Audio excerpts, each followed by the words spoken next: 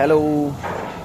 അപ്പോൾ നമ്മൾ കുന്താപുരയിൽ നിന്ന് ലോഡ് കയറ്റാൻ വേണ്ടി വന്നിറങ്ങാൻ രാവിലെ തന്നെ ലോഡായതിൻ്റെ പേരിൽ ഉറക്കത്തിൽ വിളിച്ചേപ്പിച്ച ആ ഒരു ക്ഷീണത്തിൽ നിൽക്കുകയാണ്. പോയി മുഖമൊക്കെ കഴുകി വന്നു, വണ്ടി ഒതുക്കി അവർക്ക് ഇട്ട് കൊടുത്തു. അവർ ലോഡ് കയറ്റുന്നുണ്ട്, കാണിച്ചു തരാം.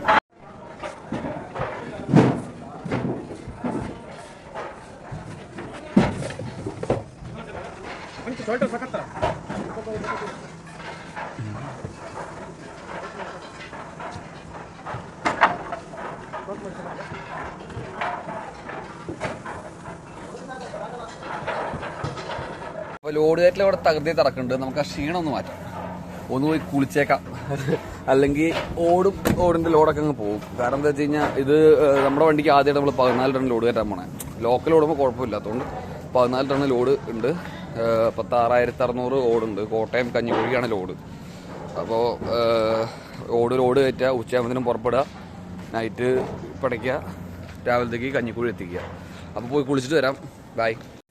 ഭയങ്കര ഫാസ്റ്റ് ലോഡിങ് ആട്ടോ. കാരണം എന്താ വെച്ച് കഴിഞ്ഞാൽ 8 മണിക്ക് ലോഡിങ് തുടങ്ങി 9 മണി അവർ ലോഡ് കയറ്റി കഴിയും. 6,600 ലോഡ് എല്ലാം കഴിഞ്ഞു. നല്ല അന്തസ് ബാത്റൂം, നല്ല വൃത്തിയുള്ള ബാത്റൂം. സാധാരണ ഈ ഹിന്ദിക്കാരുടെ ബാത്റൂം എന്നൊക്കെ പറഞ്ഞു കഴിഞ്ഞാൽ 4 ചുമരുമേൻ തുപ്പി ഒരു വഴിയാക്കി വെച്ചിട്ടുണ്ടാവും.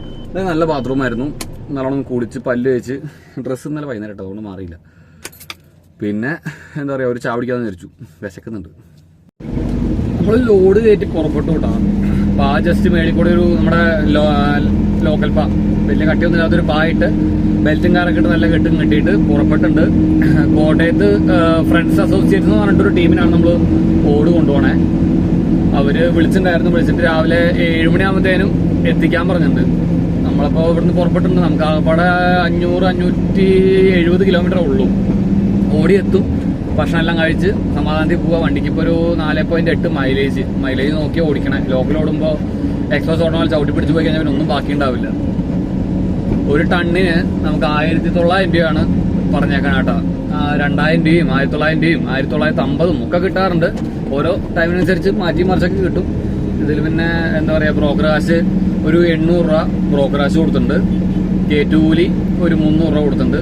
ടോള് എന്തായാലും ഒരു 1,400 രൂപ ടോള് വരും. അതായത് അങ്ങോട്ട് 3 ടോള്, ഇങ്ങോട്ട് 3 ടോള്. എങ്ങോട്ട് നമ്മുടെ ഇവിടെ തലപ്പാടി വരെ എത്താനായിട്ട് മൊത്തം 1,400 ടോള് വരും. പിന്നെ വരുന്നത് നമ്മുടെ കോഴിക്കോട് വരുന്ന 2 എണ്ണം.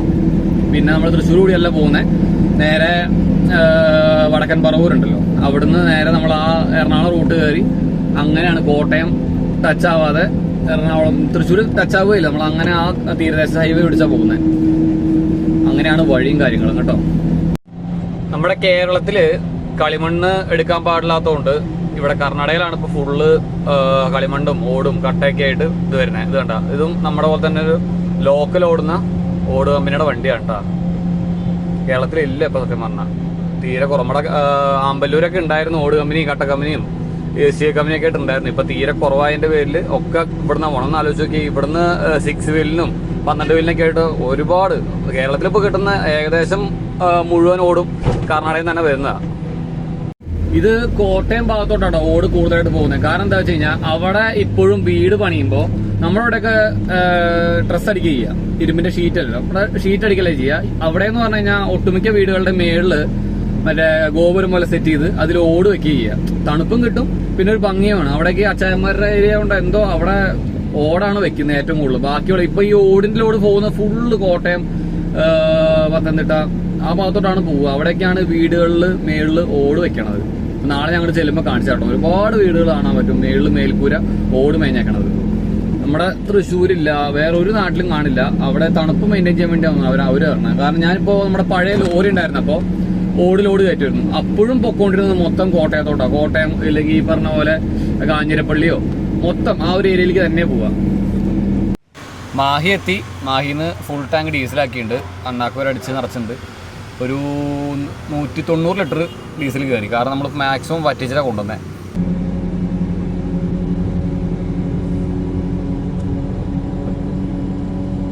ഈ പോണ സ്വിഫ്റ്റുകാർ ഉറങ്ങിയ വണ്ടി ഓടിക്കണം കേട്ടോ. കാരണം എന്താ വെച്ചാൽ നമ്മൾ സാധാരണ കാണാനാണ് ലൈൻ പിടിക്കാതെ ആടിയുള്ള പോക്ക്.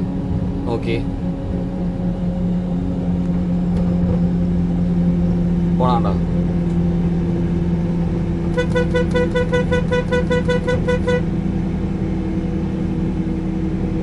ഉറങ്ങി ഓടിക്കല്ലടാ മോനെ.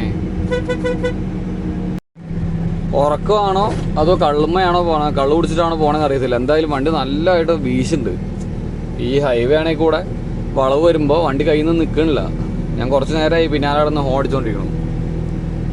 ബാക്കിൽ ഫാമിലിയൊക്കെയാണ്, കാരണം എന്ന് വെച്ച് കഴിഞ്ഞാൽ സ്ത്രീകളൊക്കെ ഉണ്ട്. പക്ഷെ അവർ നല്ല ഉറക്കമാണ്. എന്തായാലും ഉറക്കമോ മദ്യത്തിൻ്റെയോ എന്തായാലും സംഭവം വണ്ടി കയ്യിൽ പോകുന്നുണ്ട്. എവിടെയെങ്കിലും പോയി കയറുമോ അറിയില്ല, ഒന്നും വരുത്താതെ മതി. രാവിലെ കോട്ടയം 10 മണിയായപ്പോൾ എത്തി. അവർ ലോഡ് ഇറക്കാൻ തുടങ്ങിയിട്ടുണ്ട്. വലിയ ഫാസ്റ്റായിട്ടൊന്നുമല്ല, വണ്ടിയിലേക്ക് ഇറക്കണം, അതുകൊണ്ട് സമയമെടുക്കും. വൈകുന്നേരം 6 മണിയായപ്പോഴാട്ടോ അത് മൊത്തം ഇത്ര ഇറക്കി കഴിഞ്ഞാൽ. വൈകുന്നേരം വണ്ടി ഒന്ന് സർവീസ് സെൻ്ററിൽ കാണിക്കാമെന്ന് വിചാരിച്ചു. ഇനിയിപ്പോൾ എന്തായാലും നാളെ പറ്റുള്ളൂ.